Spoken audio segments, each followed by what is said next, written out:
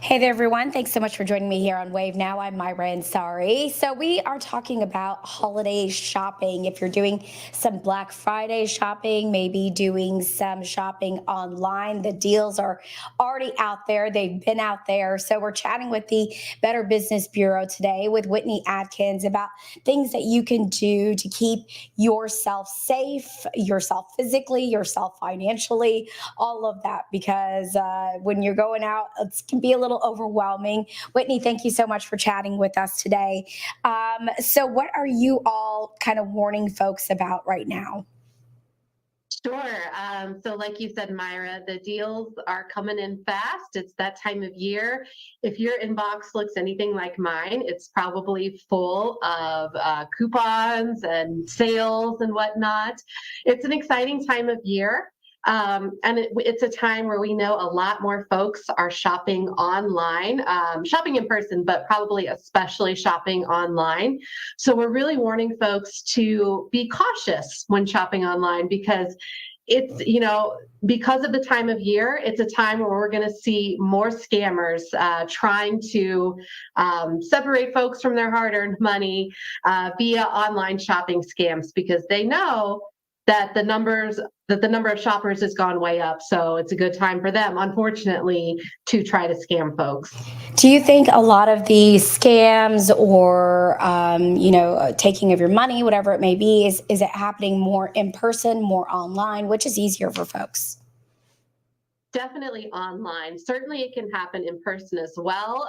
But I would say, when it comes to holiday shopping, when we're talking in person, we're seeing more of like actual theft. Theft of your wallet or purse, breaking into cars, things like that. But as far as scamming goes, we definitely see more of it happening online through a lot of different ways. We see folks, or we have folks reporting to us that they clicked on an ad for a sale on social media and it turned out to be a fake ad. It turned out to be a scam website and they ordered something that they never got and they can't get a refund, or they ordered something and what they did get was absolutely not what they paid for. And again, they can't get a refund. They can't get a hold of anyone to help them out. We see a lot of that happening around this time of year. And then, I'd say January is when we're going to see a lot of folks saying, I need to return this and I can't. It doesn't seem to be a legitimate company. And then we have the issue of fake lookalike websites. Unfortunately, this happens when a scammer creates a website that looks almost identical to a legitimate company. Dick's Sporting Goods is the example I use because unfortunately they've had this happen to them, where shoppers have clicked on what they thought was a Dick's Sporting Goods ad, went to a website that looked very much like the store's website, only to find later that they'd been scammed, that it wasn't actually the Dick's Sporting Goods website. So we really want folks to be cautious when shopping online. We really advise, I know there are a lot of flashy ads out there right now, but we really advise folks to be cautious when clicking on an ad. It's really best if you're shopping with a major retailer to go to their website directly. I promise you, if they are running ads on a sale, you're going to find that sale if you go directly to their website. You don't need to click on the ad to get to that sale, right? And if you're shopping with smaller businesses or companies you're not familiar with, that's great. But we want folks to make sure that you can trust that company before you make a purchase. Check them out at Better Business Bureau's website, bbb.org, where you can review their company profile. You can also see if we've had any scam reports tied to them. And you see what other folks are saying about them, read reviews on them. That way you have a better sense of, can I trust this company that I've never bought from before you make a purchase? Because a lot of times with these scammers, unfortunately, once you make a purchase, it's too late. They're very good at getting away with your money. So for folks that are doing some in-person shopping, um, things that when you're checking things out, you get distracted, your guard may be down, you're at a shop that you typically shop at, you feel comfortable there, but there are just some basic things that we all need reminders about. Of course, keep your purse in plain sight, but you all are offering some other tips as well. Yeah, absolutely. I mean, number one is keep your purse and or wallet close on hand, close to your body. Just be aware of your surroundings as much as possible. I know it's a very busy and exciting time of year, and there are a lot of people out there, but just be mindful of the people around you, what's going on around you. You know, again, these are things that I know most folks know, but are easy to forget in the moment. Things as simple as locking your car. You know, we're going to see an uptick probably in car that break-ins this time of year. So just locking your car, securing your valuables, again, whether it's in your vehicle or on your person, or things like if you need to make a cash withdrawal, make sure it's with an ATM that you can trust. You know, go to your bank if at all possible. Just some small steps that can protect you and your belongings and your financials during the shopping season. All right, you guys also had some other really good things to keep in mind. Take one credit card with you Yes. in case your wallet is stolen.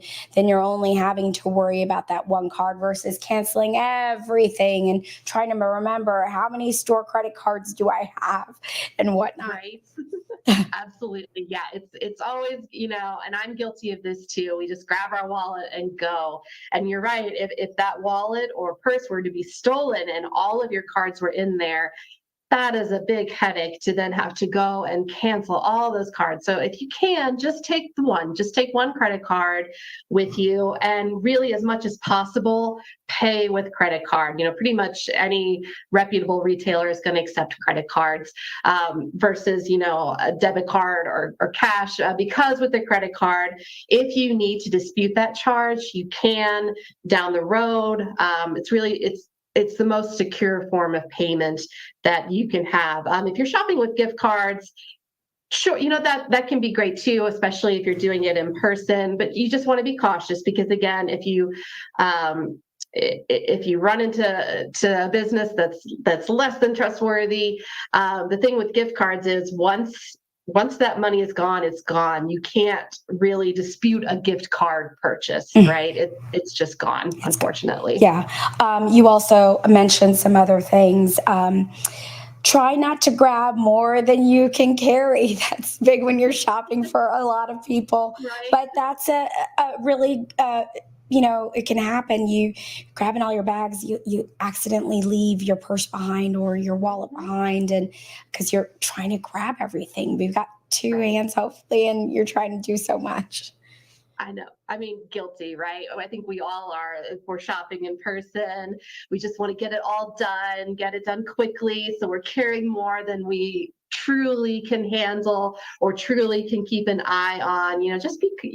It's better, I think, to make multiple trips if you need to than to, again, like have your hands full, because you're just going to be more distracted if you're trying to manage multiple items at a time. Maybe you have your kids with you and that's a distraction Oh, yeah. too. I know it is when I shop with my son. So as much as you can, keep those trips, as short and as direct as possible. It may sound counterintuitive to do it that way, but you're going to save yourself more stress in the long run. Okay, so those were some really good advice tips that you had there, Whitney. Also, cover up the keypad when you're entering your PIN. Most places have that little, cover, so you should hopefully be fine. Yeah. Of course, don't leave things in your car in plain sight. All your shopping. Don't do that. So, I always find it like kind of mind-boggling when people are like, "Well, car got broken into." Well, you left everything in there for everybody to see. All right. So those were good things. Keeping your purse in sight, take only one credit card, create a shopping list, set a budget. That's one thing. Another thing, try not to grab more than you can carry. Have your keys in your hand also when you're getting to your car, so you're not, distracted digging around trying to find things that could be a perfect opportunity for someone to come and, take your stuff or take your vehicle. Like, there's a number of things that can happen there. Those were all good things. Anything with Cyber Monday tips that you want folks to know? We talked a little bit about the online stuff. Yeah, just really bearing in mind all of the safety tips we discussed when shopping online, and just I think as well as I do that you're about to, if you're not already, you're about to be bombarded with messages about sales. And that's exciting, but just be cautious again about who you're shopping with. Make sure you can trust the company. Make sure you're on the actual retailer's website. Don't click through an ad, because you never know if that could take you to a lookalike scam website. And when you're reading through emails, again with coupons, again, same advice applies. Make sure you trust the sender. If you're getting text messages about ads, please, or with ads, with coupons, please don't click on any links in any unsolicited messages. This is just prime time for scammers to get folks that way, because again, we're being hit all over with sales and coupons, and it's exciting.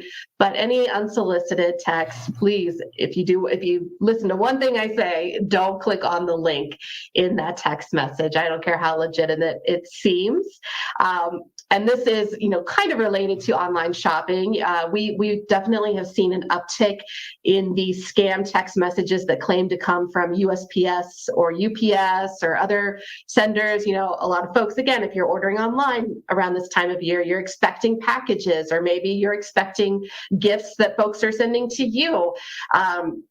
And a lot of us, I think, have stuff out there floating around in the mail. But if you get a text message that claims to be from USPS or another carrier saying that they couldn't deliver a package, click on this link to get it taken care of.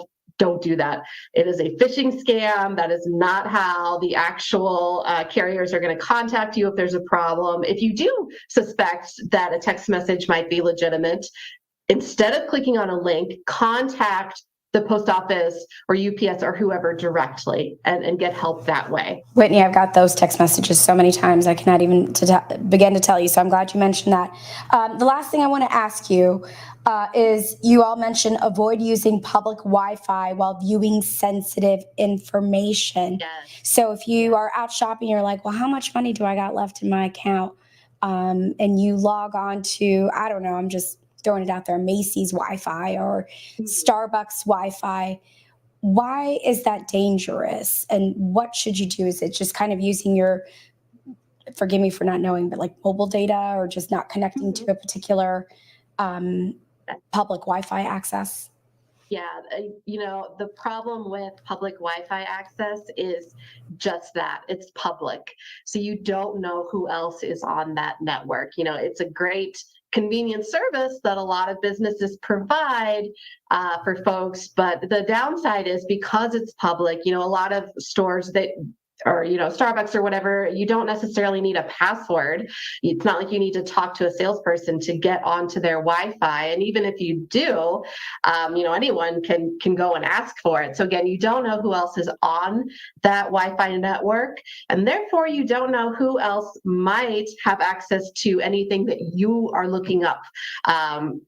This is a great way for scammers, an easy way for scammers to steal information without even having to do a whole lot of work on their end, because you're using a public Wi-Fi network that they can also access. So yes, again, I know it can be kind of a pain, but use your mobile data if you can, or just make sure you're on a secure network. Check the accounts at home before you leave, things like that.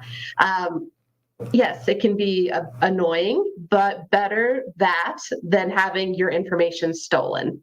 And we always stress this, that once these things typically happen and you've lost your money, it is nearly impossible to get that money back or hold those people accountable.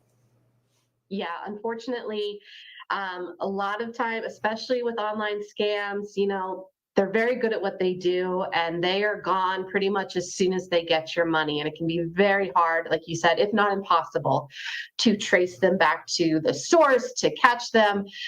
Really, instead of putting resources there, the only thing you can do is really try to focus on, if you can, disputing a charge. Hopefully you've paid with a credit card, and just securing your accounts, your information against future attacks. So yeah, Like you said, once it's out there, it's very hard to get back. So please, as much as possible, pay with a secure form of payment.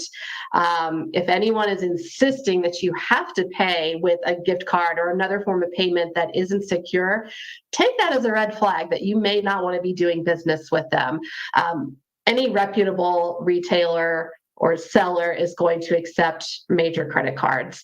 And just be cautious and be aware of who you're giving your information to, right? Make sure that you can trust the business, the seller, whomever it is, before you give that information out. Absolutely. Whitney, always a pleasure to speak with you. Thank you for sharing these tips with our viewers today. I know a lot of folks are going to be busy shopping in person and online over the next several weeks. I appreciate your time, Whitney.